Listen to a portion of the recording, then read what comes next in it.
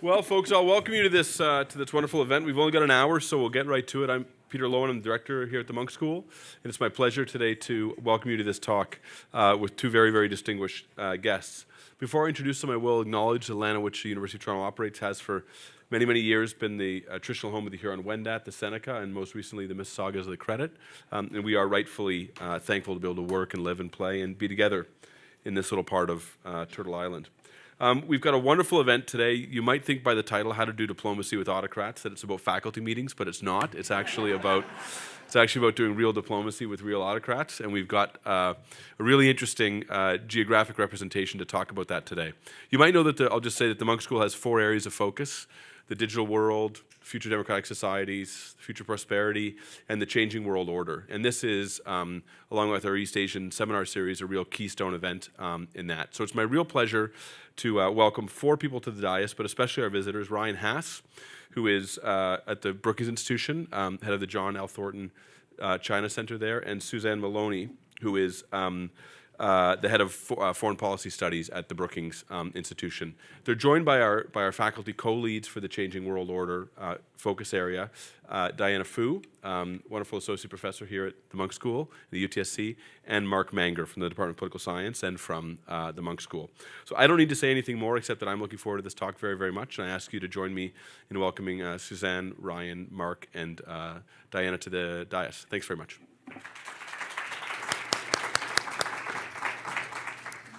So I want to start by welcoming the audience as well for joining us on such a lovely day. We also want to welcome the audience online, although you don't get as much credit as the audience in person. And we also want to especially extend our welcome to our distinguished guests who are joining us right before American Thanksgiving. So we are the only thing that stands between you and turkey. So we'll try to make this as interesting as possible. We are very honored to have you both because you're both not only regional experts with deep expertise in the areas that you study and work in, but you also have years and decades of diplomatic experience in advising various U.S. administrations. So I want to delve right into the heart of questions that have been facing us these few weeks, and I want to start with Suzanne. So you've publicly stated that Iran may have been an accomplice in the Hamas attacks, and given that there are numerous proxy players in this conflict and this hostage deal that seems to be going through, do you think that this hostage deal could lead to a breakthrough in the crisis, or do you think that this, even with the hostage deal going through, that this war is going to continue to extend inevitably because of the nature of this? Thank you so much, Diana. Thank you to all of you for coming, and thanks so much to the Monk School for hosting us. We're really thrilled to be here and to be part of this conversation. You ask a really important question, and of course, we're watching this play out in real time, so I want to be really careful and humble about what I think I know and what I might be able to predict. Iran is at this stage, the primary funder of Hamas. It also provides training, equipment, material support, and has significantly since 2006 with the Palestinian elections that led to a rupture of Hamas's other international relationships and really brought the two parties together in a way that simply hadn't been true before for various reasons that have to do with sectarian as well as strategic preferences on both sides. And when I've said and written several times that Iran had to be aware on some level of what was happening, I think that is primarily a function of that longstanding relationship. I should caveat that most of the public statements from both the U.S. and the Israeli governments suggest that there was no specific foreknowledge on the part of the Iranian leadership. But we're also learning, of course, now about the sort of intelligence failures on the Israeli side that enabled many people to be aware of dimensions of the planning for this attack, but not actually put the pieces of the puzzle together. And so I think, we'll learn more, and there have been some statements by Israeli officials that suggest, in fact, there was perhaps direct operational awareness on the part of the Iranians. We'll learn more over time, and But ultimately, Iran has responsibility for the actions of not just Hamas, but its other terrorist proxies, which have been, quite a bit more active since October 7th. I think trying to test the will of the international community, trying to persuade the United States and Israel and other parties to this conflict that, in fact, they are on the ascendance, and that Washington's influence and that of other responsible players is on the wane. And we've seen, as a result of that, a much more forward-leaning position by the Biden administration, which until recently had been trying to negotiate some kind of a quiet de-escalation with Iran. Instead, of course, we've seen now dozens of attacks by various proxies around the region, and meaningful responses, increasingly meaningful responses in terms of what the United States is doing in retaliation. In terms of the hostage deal, I think we all have to be incredibly hopeful that it reunites families, especially the small children who were taken, some of whom witnessed the death of their parents, just unbelievable sets of circumstances, and now have been held for weeks on end, apparently in tunnels. So I think that it's a net positive for Israelis to bring at least some of their people home. It's a net positive for the region if we see a brief, the timeline I've been hearing is 5 days, but I think that's an important part of the negotiations, a brief ceasefire. I unfortunately don't believe it's going to lead us to a more sustained pause in the fighting. I think the Israelis are quite determined to ensure that no aspect of the Hamas terrorist operation can survive. And I am afraid that the difficulty that we now have is that the civilian population of Gaza has already experienced so much suffering, and it's not clear to me that there is a pathway either in the short term or for the day after this conflict that's going to lead us to greater stability. You've written publicly, Suzanne, that the war will escalate, that it's just a question of the degree and when and the scale. So I want to turn back to you about that in just a bit. But in the meantime, I want to turn to Beijing and to Ryan, because Beijing has tried to maintain a rather neutral stance in the Israel-Palestine conflict. And we know that China has had historical ties with Palestine. It was the first non-Arab country to forge diplomatic relations with Palestine back in 1965 under Mao. And earlier this week, China's top diplomat, Wang Yi, had received a number of his counterparts from Arab states and reaffirmed the friendship and the fact that China is a brother to the Arab states. But we also know that China has a lot of investments in Israel. So can it really afford to play this neutral dance? To you, Ryan. Well, thank you for the question, but thank you even more so for your hospitality today. I want to first talk about the what of China's response to events in Israel, and then the why.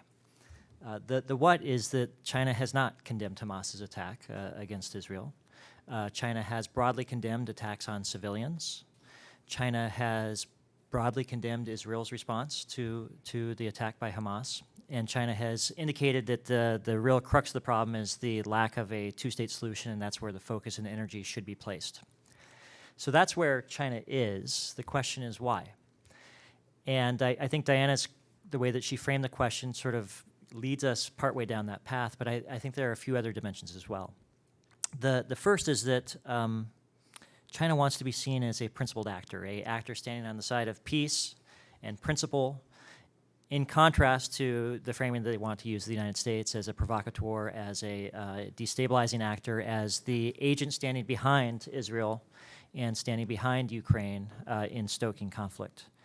The Chinese also want to try to make gains in the Middle East. They want to appeal to the interest of other countries in the region and show a certain degree of solidarity with them, and that is reflected in the fact that China's foreign minister hosted his counterparts from the region yesterday in Beijing. But there's another dimension to it which rarely gets attention, at least in the Western media, which is that China does not want to further inflame domestic tensions inside China. China has a Muslim population, not just Uyghurs and Xinjiang, but also Hui and others. And they simply don't want to add stress to what is already a rather delicate situation at home. And so the Chinese diplomats, Chinese strategic thinkers, they understand that they don't have a solution to this problem. They understand that siding with Palestine and opposing Israel's actions is not going to provide a roadmap to a solution. But they are going to try to position themselves to gain benefits in the region and to sharpen a contrast between their posture and the posture that they want the world to see from the United States. And so that's where I think China is right now. China recognizes that they have introduced strain to their relationship with Israel. But I was in Beijing a few weeks ago. My sense is that the Chinese believe that Israel will come back to them, not out of love or amity, but just out of cold-hearted realization of their own interest, and that economic determinants will drive Israel to repair the relationship with China once the situation is calmed. Speaking of just where this moment when the situation might calm down, let me ask Suzanne this question. So assuming for a moment that Israel ends its military action in Gaza with a defeat, sort of, whatever that is, of Hamas, temporarily, locally, right? What are the options for guaranteeing stability there and for preventing a resurgence of Hamas, or maybe worse in Gaza? Could you maybe, and a lot of this, of course, will involve regional and international diplomacy. Could you maybe lay out a few scenarios for us? I'd like to. I think none of them are terribly optimistic. I think what many hope is that in the aftermath of the most active phase of this war, and there I would note that, I think there won't be a day when the war ends. It will be a tapering off of hostilities and Israeli military activity in Gaza. The expectation would be that there will be someone who needs to come in and provide security, provide reconstruction, and provide economic opportunity, as well as a political pathway for Palestinian politics. We have heard the U.S. government has insisted that it should be the Palestinian Authority that comes in. There has been some pushback on that particular point from Prime Minister Netanyahu. I believe that it is still the expectation and understanding among all the parties. But when we think about the Palestinian Authority providing authority, meaningful governance and security in Gaza, it's hard to imagine that happening now with the current leadership of the PA being relatively inert and relatively unpopular even on the West Bank. And so I think there are a lot of discussions about what that might look like, but I can tell you I've heard nothing that I find terribly credible about what an immediate pathway is to reimpose the Palestinian Authority leadership at a time when you're trying to actually encourage some kind of a transition within that leadership itself. I think it's one of the fundamental dilemmas.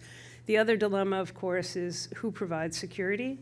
The Palestinian Authority would not be in a position to do that effectively, and I can't imagine that the Israeli government would have confidence in their ability to do that successfully.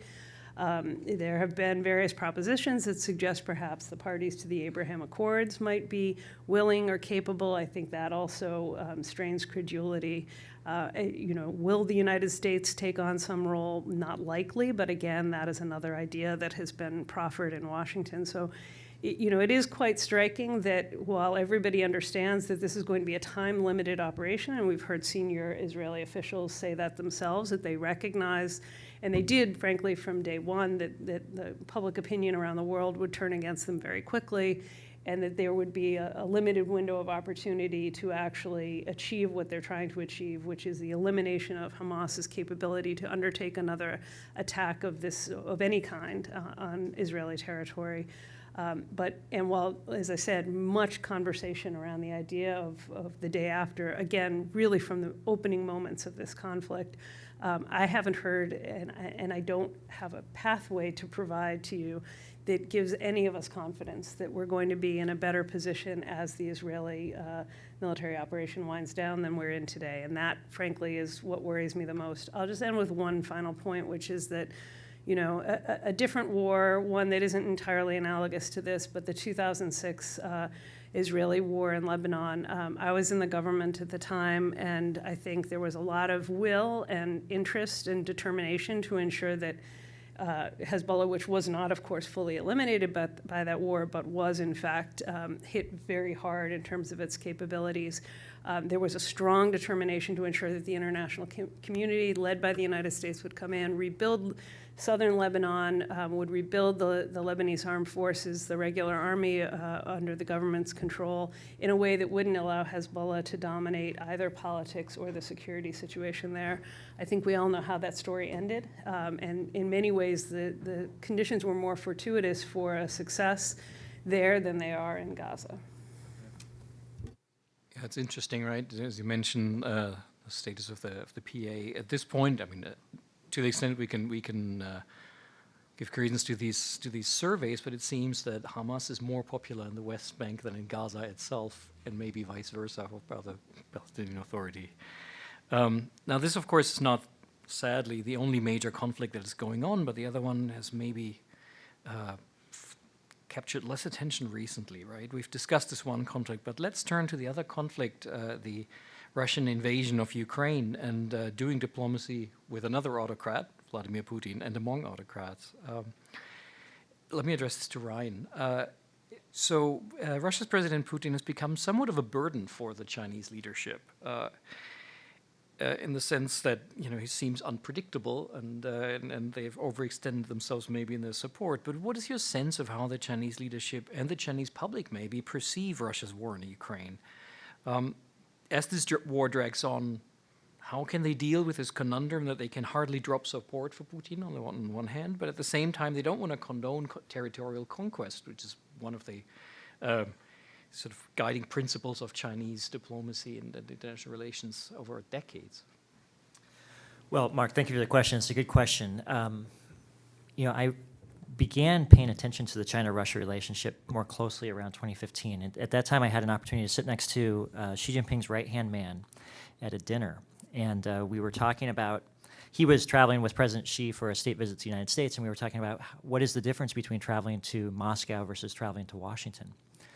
And he said, when you travel to Moscow, it's friendly, it's fun, it feels comfortable. You feel like you're going to visit a family member. You can laugh, you can joke, you can sort of be yourself. When you come to Washington, it's like taking an examination. Everything has to be precise. You've got to get it exactly right, and there is no margin for error.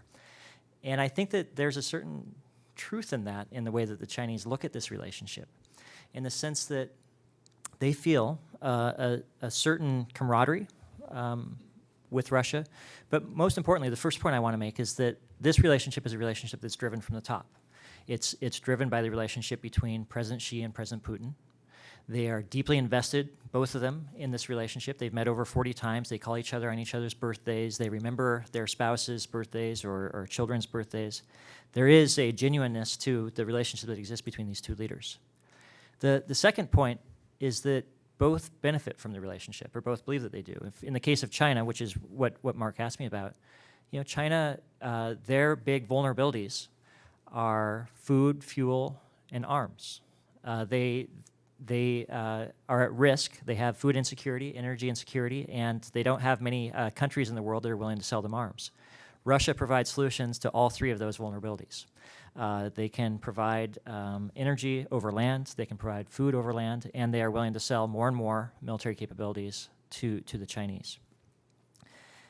The other issue, though, is that at the same time as China derives benefit from the relationship with Russia, they also recognize that it creates a certain amount of vulnerability for them. Vulnerability with the United States, but also vulnerability with Europe and other Western powers. And so the Chinese are trying to sort of walk this tightrope to a certain extent. They want to be strong and in solidarity with President Putin. I don't think that they feel too troubled by these pesky principles. I think that they're guided by interests, and they're pretty clear-eyed and unapologetic about those interests. But they don't want to burn down the bridge in their relationship with Europe in the process of showing support to Putin. So what do? They talk about things that will be appealing. They talk about how China opposes the use or threat of use of nuclear weapons in war. They talk about how the Black Sea should remain open for grain transshipment, and food should not be used as a weapon of war. These are efforts that reflect Chinese interests, but also reflect a certain desire to maintain a certain degree of space, a certain openness to continuing to develop the relationship with Europe and with the United States. They also have dialed back a bit. We don't hear them talking about the no-limits partnership between China and Russia anymore.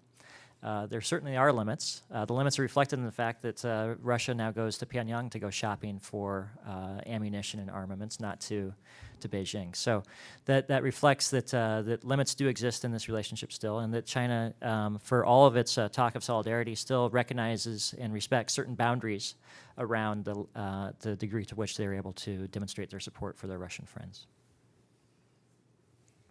So speaking of Russia, I wanted to turn to Suzanne to talk about Russia-Iran partnerships. And we heard from Ryan just the degree of this bromance between Putin and Xi, and the lack thereof when they when the Chinese go to Washington. But what about the relationship between Russia and Iran? Because observers have noted that the strengthening of ties between the two since the outbreak of the Ukraine war. So can you tell us a bit more about the strategic partnership between Putin and his Iranian counterpart Raisi, and what this all means for the West?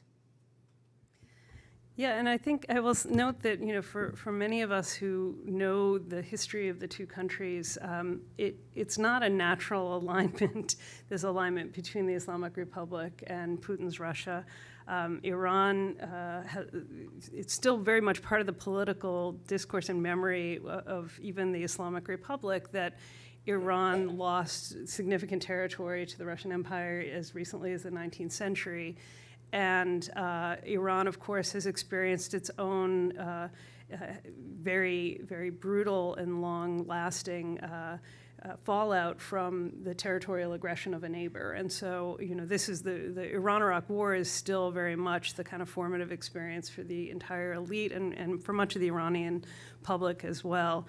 And so, in February 22, it wasn't inherently obvious that the Islamic Republic would move in the direction that we saw it move over the course of subsequent months, which has been very much to elevate and to deepen the strategic partnership with Russia. It's ironic because it was the moment where I think the Biden administration came closer than perhaps at any point to actually trying to resuscitate the JCPOA, the 2015 Iran nuclear deal, which of course the Trump administration walked away from, and was a very important priority for the Biden administration. There was a text, a draft, most of the issues had been resolved. In the days after Russia invaded Ukraine, there was a little bit of distance between Tehran and Moscow because the Russian foreign minister started talking about wanting to try to exempt some of Russia's activities from sanctions on either country. And the Iranians reacted a little bit strangely. They were a little bit put off, I think, by this. But what we saw, of course, over the months that followed was, as I said, a deepening of the strategic relationship. I don't think it's a person-to-person relationship, a leader-to-leader relationship. Raisi is still, in his first couple of years in office, the real power in Iran, of course, is Ayatollah Ali Khamenei, the supreme leader, who has had a relationship with Putin. But Iran, like China, definitely operates on the basis of interests. And I think what we see from the willingness of the Iranians to provide not just a significant supply of drones that has made a major impact on Russia's ability to hit critical infrastructure and civilian targets in Ukraine, but the wider opening of a kind of strategic relationship between them over the course of the past almost 2 years is something that was built in Syria. And if we talk about many things that are happening in the world today, I think we can come back to the failure of the international community to effectively provide a solution to the horrific war that took place in Syria. It was what created the basis for trust between these kind of two warring adversaries in Moscow and Tehran. And it also created a really close military-to-military relationship there. And I think what the Iranians have determined is that they do not see the kind of future that historically and frankly long before this current regime, but something that persisted during the regime was a sense that Iran was an inherent part of the West. And that its economy, its culture, everything was sort of oriented, even when it was oppositional, it was oriented toward the West.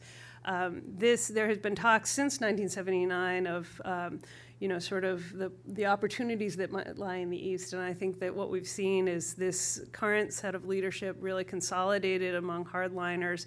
The conviction that they've taken away from the failure of the Iran nuclear deal from their side, and it's a failure from our side as well, is that the economic opportunity will never actually manifest itself in a meaningful way with respect to Europe because of the opposition from the United States, whereas there's enormous opportunity, not so much economic opportunity with Russia. The drones may be sort of more important strategically than economically, but real economic opportunity with China and elsewhere. And so Iran wants to put itself in this kind of pantheon of non-Western powers that are closely aligned. So it's doubled down, it's invested in that relationship with Russia, but with a larger eye to the potential economic benefits that might come from China.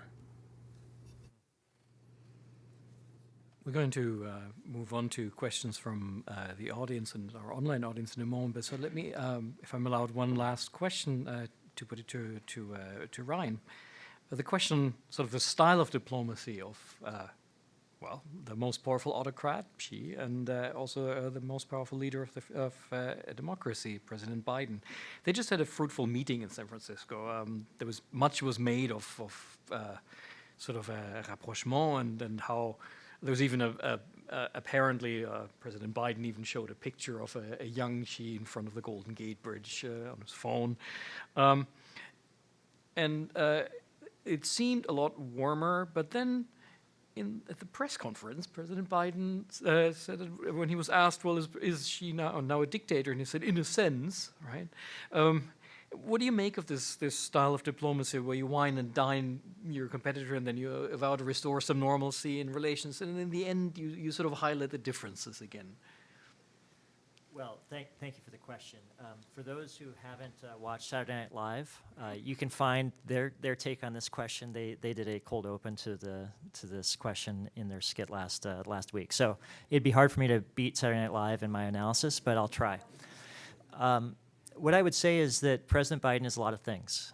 He's passionate, he's deep-hearted, he has conviction. Rhetorical precision is not something that I would associate with him.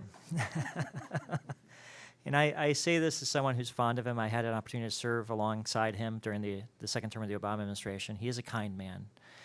But he is not a person who follows talking points or reads from a script.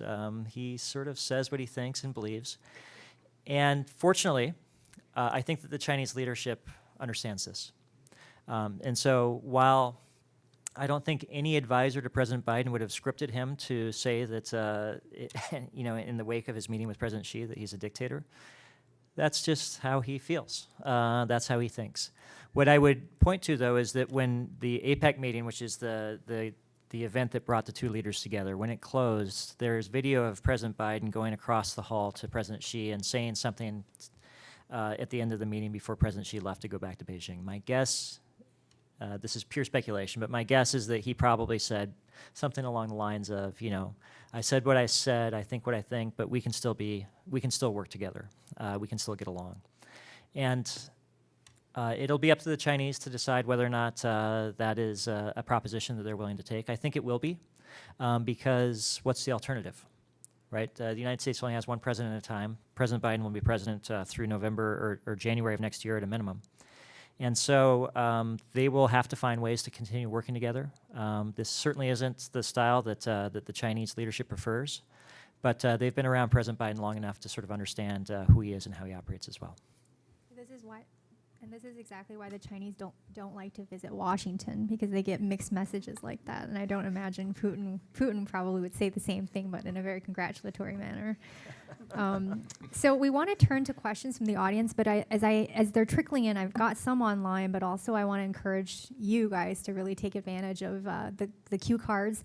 I want to start with one question from online from a student of mine in Chinese politics who is asking about if China can play an important role in mediating peace in the Middle East. And I think this is a very important question because prior to the outbreak of the conflict, China was starting to play a bit more of a role in mediating in the Middle East.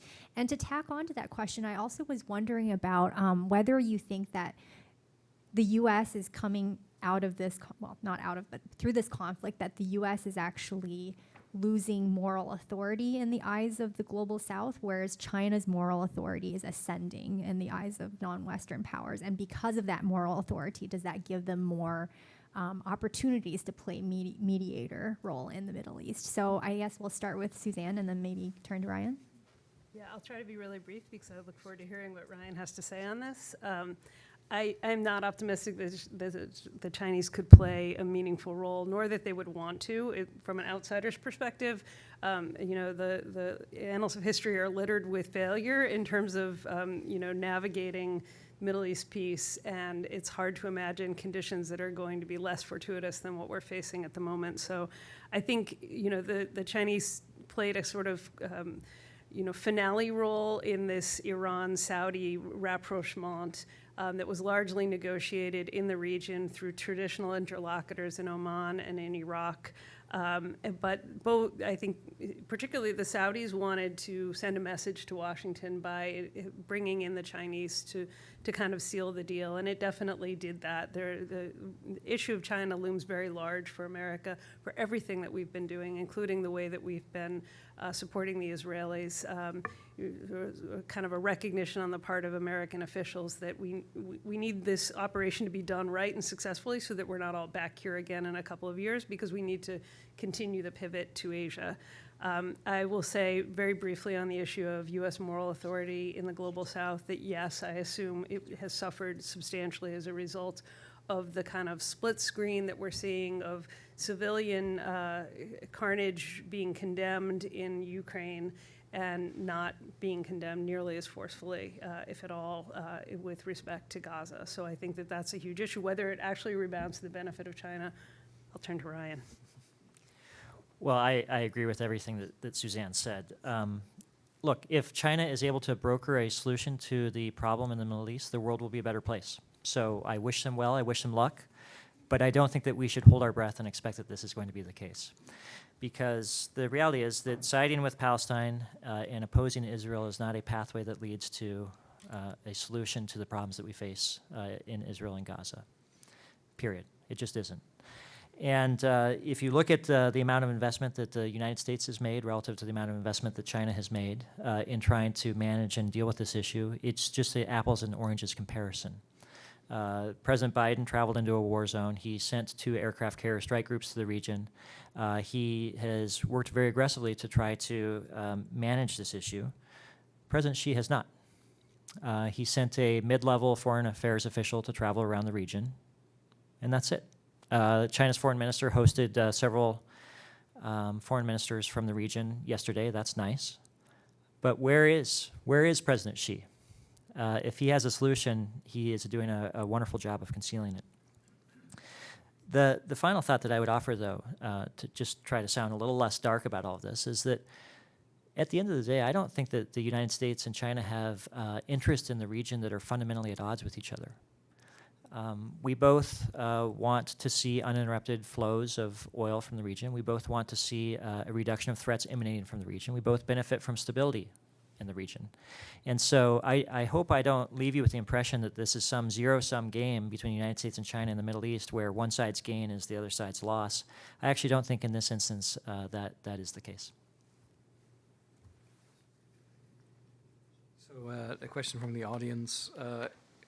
We mentioned earlier the Abraham Accords, and a number of countries have seen sort of the rise of populist leaders, of course, first and foremost the US.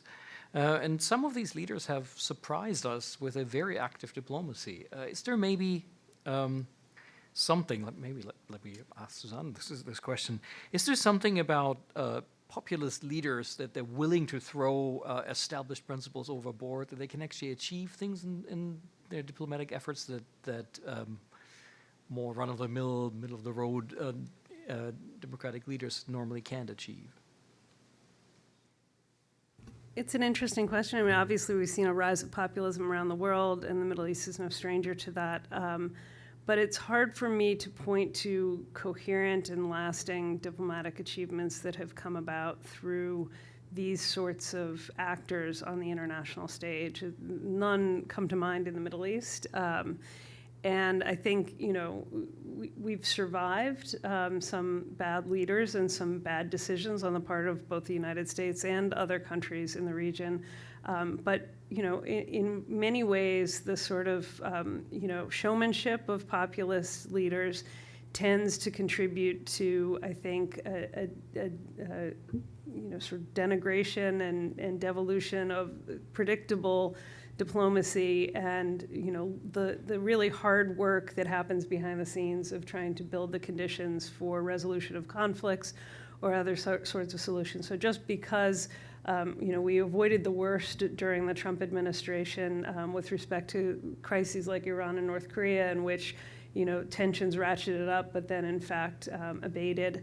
I would prefer to have a set of leaders that are not, in fact, pandering to the worst impulses of their own populations when it comes to trying to deal with the really difficult issues that we face in this part of the world. Okay, the next question is from an audience member here, and it is definitely for Ryan, because it is about the Taiwan Strait, which you've written a lot about, and you've argued very persuasively that it's not inevitable that there would be war over Taiwan. And so given that we've seen that, the opposition leaders have united in Taiwan and we are expecting an election in January, what do you think, what do you think the U.S.'s positioning should be towards Taiwan in the upcoming months in order to avoid conflict there? Well, the Biden administration has tried very hard to maintain a neutral posture on Taiwan's upcoming election. So Taiwan's current president is term limited. She will leave office next May. There is an election in January to decide who will succeed her. One of the candidates is her vice president, Lai Ching-te, William Lai, who is vowing to sort of provide a third term of the Tsai administration's approach to cross-strait issues and U.S.-Taiwan relations. The opposition candidates are currently divided. Yesterday, they had vowed that they would come together and form a joint ticket to challenge the incumbent party. Today, they announced that they are unable to reconcile their differences and they will remain divided. If Taiwan's opposition parties remain divided, the highest likelihood is that the incumbent party will continue to stay in power. But look, this is a fluid situation. It changed from yesterday to today. It could change from today to tomorrow. And given the fluidity of the situation, what's that? The registration deadline is in about a week, I think, right? And so we will know whether or not, to the gentleman's point, we will know whether or not the opposition parties will be able to unite by this time next week. The broader point, though, is that the situation is fluid. We don't know how this election is going to unfold. And frankly, it's really a choice left to the 23 million people of Taiwan to decide, not to Washington. And so I think that the Biden administration has been appropriate in trying to remain neutral and even-handed in its approach and not trying to tip the scales one way or the other in support or opposition to any of the candidates. Yeah, another question from the audience here. We speak a lot about the global South and its perception of diplomatic efforts. And of course, this is something that, if we sort of think of diplomacy throughout history, there's much more of an audience nowadays of diplomatic efforts. But is it really true that when we talk about the global South, that there is one opinion of the conflict in the Middle East? Because we don't really know what the Chinese domestic audience thinks about this. India is the most populous country in the global South, seems to be firmly on the side of Israel. So to what extent does this matter for diplomatic efforts, that there is an audience that is the global South in quotation marks that may not be uniform at all? Ryan, do you want to take that? Or I was hoping that Suzanne would. I will get us started and hand it off to Suzanne quickly, which is to say that I actually am rather allergic to the term global South, because what does it mean? Who is in the global South? Where does the boundary get drawn? I think that there are a group of countries that are developing that are not aligned necessarily with the United States or with China or Russia, that are guided by their own interest on a issue-by-issue basis to move in certain directions. Those are important countries that will have an outsized impact on the direction of the international system over the coming decade and beyond. And so as as an American, as I look at American foreign policy, and I think that the same applies for many of our partners as well, we're pretty good with allies. We're pretty focused on our adversaries. There is a group of countries in the middle that we are going to need to cultivate and dedicate more resources, focus, and attention to if we want to continue to have significant influence over the direction of events in the coming decades. But with that, over to Suzanne. I don't think I can improve upon that. I think that was, a perfect summation of a completely reasonable position and one that I would not in any way disagree with. We all hate the terminology Global South. No one seems to be able to come up with a shorthand that enables us to talk about large swaths of the world in 2 words or less, and maybe that's the challenge that we need to stop. We need to disaggregate. I think that there have been a variety of reactions from, as you pointed out, as the questioner pointed out, from various countries in the Global South, such as it is, or such as we call it, that are diverse in many respects. But I do think that there's a broader concern that American policymakers should keep in mind, that when we articulate principles but we don't in fact apply them in a way that can be coherently understood, it's never going to be wholly uniform, but it should be coherent and understood, that we subject ourselves to charges of hypocrisy. That is something that would not be new for the Biden administration, would not be new in the century for American policymakers. But I think that our foreign policy is more effective when it is understood and when it has the capacity to generate some degree of sympathy and support all over the world, developing or south or north or wherever. And I think that this has been a place where the administration has struggled, and certainly not just on the Middle East. It's on articulating its own case for support for Ukraine, even to the American people. And that may have more to do with the information environment that we're in today than it does with where one resides. So we have more questions from online, but I also want to take this opportunity to encourage you to give us more questions in another round, because we still have 15 minutes of rapid fire Q&A. So we have the next question online. I would direct first to Suzanne, and then you're next in line. So U.S. Senator Mitch McConnell called China, Russia, and Iran the new axis of evil. Rings of a Bush era. But do you agree, and do you think that this alliance is an existential threat to the U.S. and to the world order? Suzanne. I, am allergic to the phrase axis of evil. I think its original invocation did us no favors and accomplished no good in the world. And I don't see that in any way reviving this kind of lexicon actually advances any diplomatic aims. I do think that, what we've seen is that there is some coordination and some sense of, I would say, synergy among, 3 very different countries with very different interests. There is perhaps a common sense of, civilizational superiority, and there is, I think, a resentment of the United States and its imposition of its preferences, values, interests on the rest of the world that is common between them. But there are huge differences amongst them, not just in terms of their capacity or their interests, but in the degree to which they're actually willing and able to coordinate effectively between them. So I don't think that, there is a kind of, anti-Justice League out there that, we can use as a rallying cry. I don't think it helps us in any meaningful way. But I also think it's important to understand that there are powerful authoritarian states that have an interest in pushing back against both U.S. influence and power, but also against the established world order. And recognizing that challenge doesn't require us to use cartoonish language.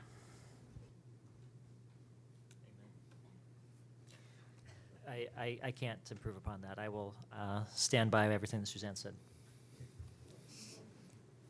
All right, I have a question from the audience here that, it's very close to my own interest as well. I'm glad it came up. But Ryan, China has, of course, engaged in through various means in diplomacy, including the Belt and Road Initiative, but also using its development banks to fund all kinds of development projects, especially in Africa. And now, in the current situation, the rising interest rates, a lot of these debts have become overdue. And there is some resentment stirring in some parts of the world. How does the Chinese leadership deal with that? Do you have a sense of what their approach might be? If they're taking a hard-nosed, purely commercial approach, if they're willing to maybe extend loan repayment periods for diplomatic reasons, ultimately?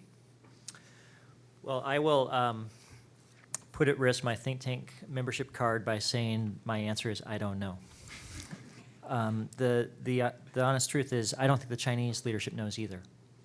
I think that the commercially driven projects that they launched through the Belt and Road Initiative, these weren't altruistic.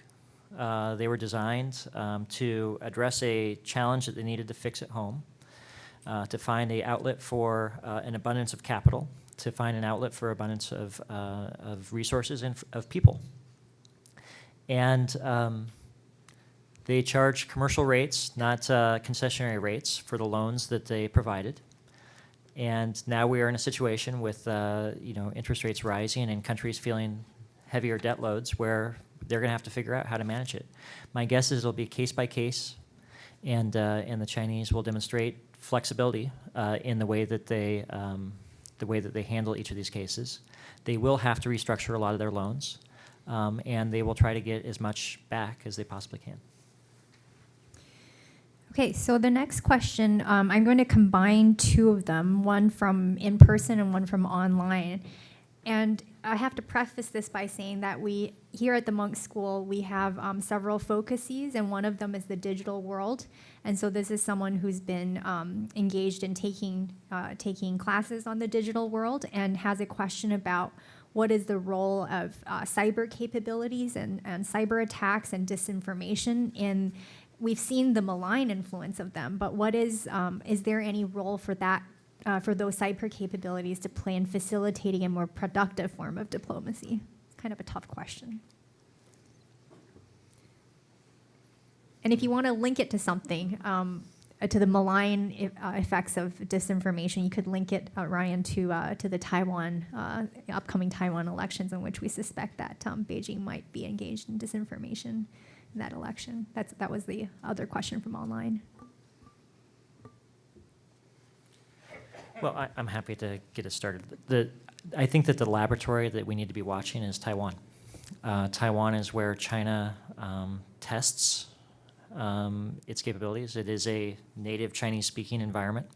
And the Chinese have demonstrated tremendous growth and progress in their ability to improve their capacity to try to influence public attitudes in Taiwan about upcoming elections. Now, I would say that as important as it is for us to keep an unblinking eye on this problem, we also need to keep perspective about it, because it is pernicious when China tries to employ disinformation and other capabilities, cyber capabilities, to influence public attitudes. But it is not a silver bullet. In other words, maybe on the margins, if it's a 50.1 to 49.9% division election, maybe it's possible for the Chinese to swing an election. But there is limits to how effective and how impactful these capabilities are. I don't say that to diminish the significance of it or the amount of attention that it deserves, but just that we need to, even as we are focused on it, we need to understand that it is not some omniscient power that is going to allow China to rewire the world in its favored image. Just add that the volume of misinformation and disinformation around the Gaza war is just unbelievable, and there are amazing people out there who are trying to debunk it in real time, but you see, images, frankly, in a grotesque irony, a lot of them emanating from the Syrian civil war, and it passed off as accusations largely aimed at Israel. And retweeted or consumed by millions of people, and I think it's a really dangerous phenomenon, and one that you talk about the Taiwan election. I think we have our own elections in the United States next November, And one can imagine that there may be preferences in other capitals about how those elections might play out. And even if it works only at the margins in convincing a small number of people, it's deeply, deeply worrisome. I think the information environment that we're in is not one that's favorable to democracy. And the fact that we're not able to establish authentic truth and have an arbiter of that in a way leaves us all open to, I think, a lot of subversion. So I'm deeply worried, but and we have colleagues who work on this day in and day out, but there are no easy answers. This is what we're trying to train our students to think through and come up with a solution to here at the Monk School. Yeah, speaking of the information or disinformation war, of course, last week I saw this wonderful moment on TikTok when something went viral that Osama bin Laden's letter to America was allegedly eye-opening. I think it was more because it was so absurd that it went viral rather than actually that people perceived it as such. So a question from the audience that I'm not sure if you would like to take it. Something that has sort of left again, one of the many issues that we looked at and that has disappeared from the radar screen is, of course, Afghanistan and the Taliban leadership there, right, with the withdrawal. So this is not even, clearly probably one of the regimes that is most difficult to do diplomacy with. But how does China try to deal with the Taliban leadership now as the government of Afghanistan? What are they looking for? How are they trying to influence the situation there, if at all? Well, the Chinese don't have any moral compunctions about engaging with the Taliban. The Taliban is the governing authority of Afghanistan, and therefore that is who the Chinese will deal with. I think the Chinese have two overriding interests in their engagements with the Taliban, maybe three. The first is to make sure that Chinese people operating in Afghanistan are not harmed. That would do damage to Chinese interests. It would do, of course, human damage, but it would call into question China's project in Afghanistan. So they want to make sure that their people are protected. The second is that they want to try to unlock the commercial opportunities that exist in Afghanistan. They have sort of a sunken cost in their investment in the Ainat copper mine, which is one of the largest copper deposits in the world that the Chinese have had rights to for some time, but have not been able to extract resources from because of the overall situation in Afghanistan. And then the third is to make sure that problems in Afghanistan don't emanate outwards and spill over into Western China. The Chinese are deeply sensitive to events along their western periphery. They are very determined to ensure that what happens in Afghanistan stays in Afghanistan, and then it's the Taliban's job to make sure that it stays that way. All right, so I'm going to combine a couple of questions here on back to the Israel-Palestine conflict. And specifically, we had people who were wanting to hear a little bit more about China's positioning in this region, because we already talked about how there are historical ties. And there's also something we didn't address too much, which is ideological solidarity with Palestinians and with Arab states. And so I was wondering if either of you could speak more to this dance that China is doing in terms of calling for stability, calling for things to calm down, because of course, as you said, Ryan, it's in the interest of everybody to have stability, but also maintaining that sort of ideological solidarity, in a sense, with countries that see the West as imperialistic power. Look, let me just say first, on the question about disinformation and misinformation, I'm delighted that the Monk School is dedicating so much energy to it. This is a topic that we all need new, fresh thinking on, and so we will be active consumers of the good thinking that comes out of the school, and I commend the effort. On the question about China's position in the Middle East, I'm not sure what more there is to say. That the Chinese are opportunistic. They see a market opening to draw a sharpening contrast between the United States standing behind Israel and what they want to present as themselves standing up for the little guy. and that they are defenders and protectors of the rights of Palestinians and also of people in the Muslim world, even in spite of their actions at home against Uyghur Muslims. And that is the image that they are trying to present.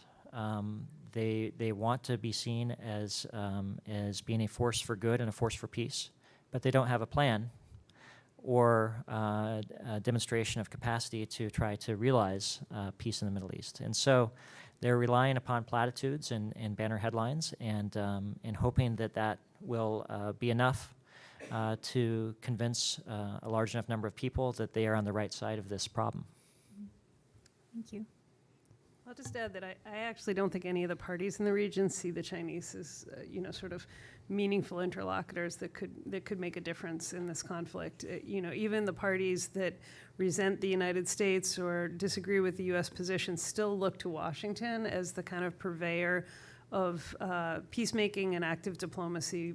And I think that, there's almost no substitute for Washington's role in terms of its ability to bring the parties together to try to fashion something that at least staunches the damage and begins to build a pathway to something that might be durable in the long term. The Biden administration was working very hard to bring about a normalization between the Saudis and the Israelis, and there was a lot of effort invested in that. And I think that even though the conditions have changed in really dramatic ways, the vestiges of that diplomacy will be part and parcel of whatever happens on the day after or in the months and weeks after the conflict begins to abate. Because if anything, the interest is even stronger today than it was pre-October 7th from the point of view of the Saudis. They want to minimize Iran's ability to provoke and stoke conflict. They want to marginalize the bad actors like Hamas. And they want to build a different economic future for their own people that relies on calm and stability across the region, as well as recognizing what I think has long been, in fact, the sort of median position of the average Saudi citizen, which is that Israel is in fact an incredible country with a lot to offer the rest of the region, and that the kind of long-standing differences over the Palestinian issue shouldn't preclude normalization. I think there will be a different set of asks that will be necessary. There will have to be some kind of a pathway, if not to a two-state solution, at least to an outcome that provides economic and political opportunities for the Palestinian people. I don't think, without that, we won't be able to get to the normalization. But I do think that, much of the region's population, of course, 70% under the age of 21, they're not conditioned by the history around this conflict in a way that would make it impossible to get back to something that would be more positive. It's interesting to hear both of you say that even though China has a stake in the Middle East, that it's in no time going to replace U.S.'s diplomatic centrality there. Because one of the things that I've been talking to my students about is the transition in China's role from a partial power to a global power. And one of the marks of a global power is not just having presence in the globe, but also be able to have moral authority. So even though China may come out of this with increased moral authority in terms of a dimension of soft power, but what you're saying is that moral authority may not translate into actual diplomacy that can actually make a difference in the Middle East. So I'm afraid we're out of time, but I want to thank again our panelists for being willing to be subject to grilling on everything from China to the Middle East to Putin to Afghanistan. I mean, just thank you so much for subjecting yourselves to that round of questioning and providing such eloquent and thoughtful answers. And I also want to thank those of you who joined us for the conversation today, both online as well as in person. This is the first event that we're hosting as part of the Focus of the Changing World Order that Mark Manger and I lead here, and it is also part of the East Asia Seminar Series at the Asian Institute here at the Monk School. So we do very much hope that you'll tune in, not just online, but also in person to our fabulous events that are coming up. Thank you very much.